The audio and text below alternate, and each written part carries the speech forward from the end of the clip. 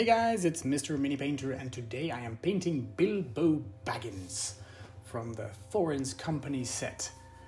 Of course, he's one of the legendary characters in the movies and of course also in this set. Although being the smallest one, he still could be a challenge to paint. So I'm going to show you how I did it. I base coated everything in a black primer for this one.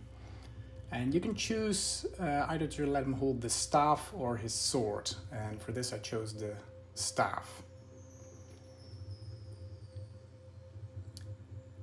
To start off, I gave the face a base coat of Bugman's Glow. The face, the hands, the feet. There's quite some skin on this model.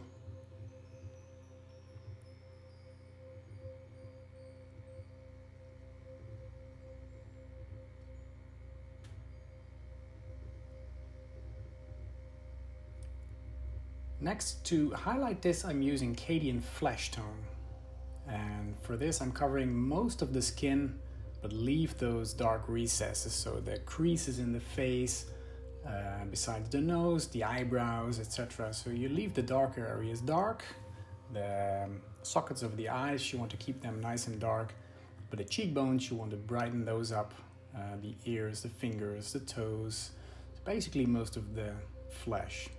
Next, I'm washing it with some Raglan Flesh Shade. Make sure to thin that down just a little bit. You don't want it to be too strong.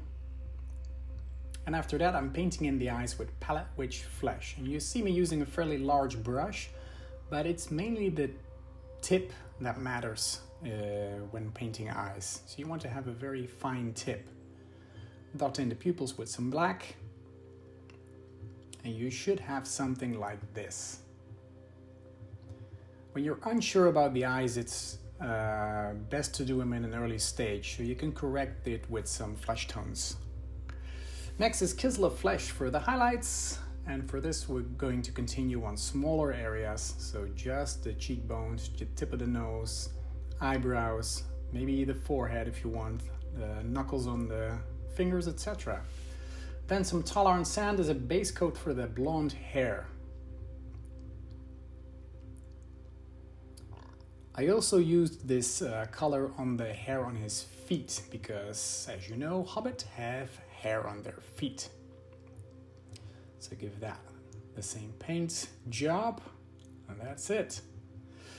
Then a Mornfang Brown wash I used. So I thinned it down quite a lot and applied it as a wash. You can use some wash thinners if you want, or just water. Then some Baylor Brown mixed with White Scar as a highlight.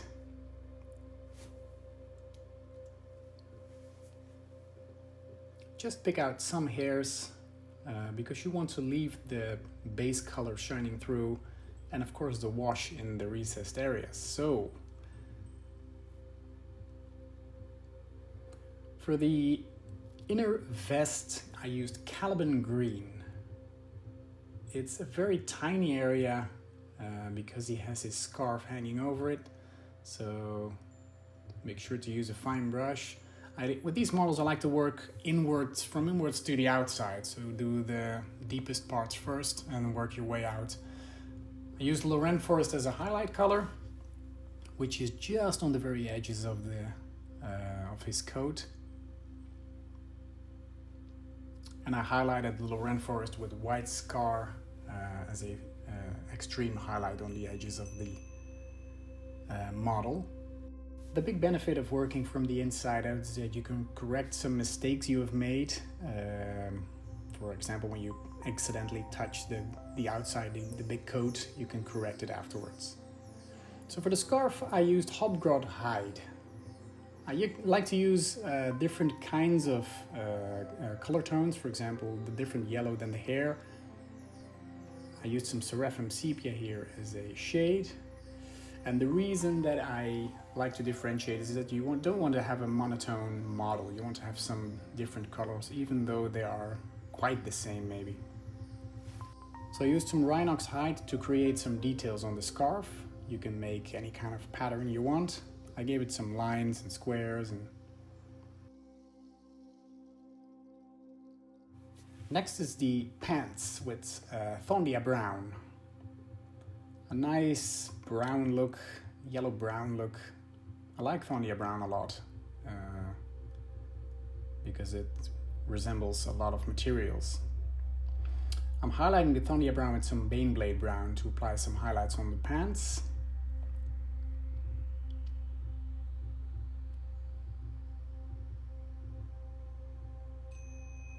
And then some Rhinox hide on the staff, just to have some different kind of colors. And Rhinox hide is a nice wood look. I'm highlighting the Rhinox hide also with some Baneblade brown, pure Baneblade brown. You can mix it with the previous Rhinox hide if you want. I thought it was quite okay. Then we're going to do the coat with corn red mixed with some Abaddon black. I went a little off camera here, sorry about that. But you get the drift. It's a big part of the model is the coat, and I'm starting with a dark tone, and next I'm highlighting it with some pure corn red. Make sure to leave the previous color on the darkest areas, so that way you get some nice color differentiation, you get some shading, you get some highlights, and it looks beautiful already. So when highlighting, you focus on the top parts of the model.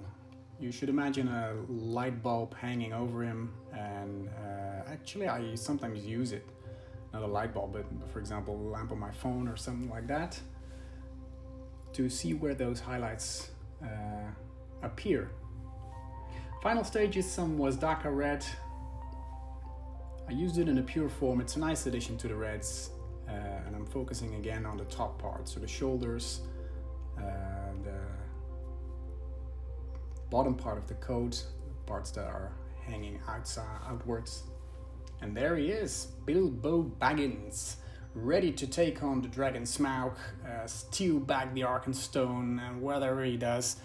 I really like this model. He's tiny, but let's face it, he's the hero of the story. And yeah, so here he is. I hope you enjoyed this video, and I hope to see you in one of my next videos. And please subscribe if you like this kind of videos to keep posted for more content. Thank you so much for watching, and bye bye.